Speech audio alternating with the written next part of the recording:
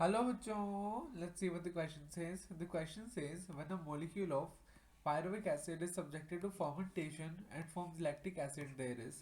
तो क्वेश्चन कह रहा है अगर पायरुविक एसिड लैक्टिक एसिड में चेंज हो रहा है यानी कि फर्मेंटेशन की प्रोसेस हो रही है एंड एरोबिक रेस्पिरेशन हमारा प्रोसीड नहीं कर रहा है, यहाँ पर फर्मेंटेशन हो रहा है, तो there is option A gain of 2 ATP, B loss of 3 ATP, C loss of 6 ATP, D gain of 3 ATP. तो फर्मेंटेशन हो रही है तो हमें किसी तरीके से गेन तो नहीं हो सकता। एंड क्वेश्चन हमसे सिर्फ इस स्टेप के बारे में बात कर रहा है, वो ग्लाइकोलिसिस में हमने कितने एटीपी कमाए उस बारे में बात नहीं कर रहा।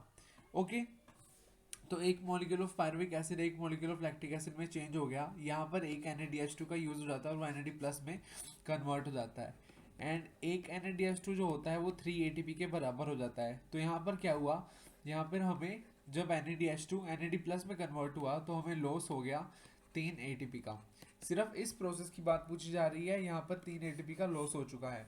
अगर आप ओवरऑल ग्लाइकोलिसिस से लेकर यहाँ तक की बात करते टू लैक्टिक एसिड, ओके, पूरी की पूरी फर्मेंटेशन प्रोसेस की बात करते हैं तो हमारे पास नेट गेन आता है 2 एटीपी का। नेट गेन आता होता है 2 एटीपी का, पर हमें सिर्फ इस स्टेप के बारे में पूछा जा रहा है। तो यहाँ पर एक NaDH2 NAD प्लस में कन्वर्ट हो रहा है, मतलब लॉस हो रहा है 3 एटीपी का। तो हमारा correct answer option number B, loss of 3 ATP. And I hope you understood this question well. Thank you.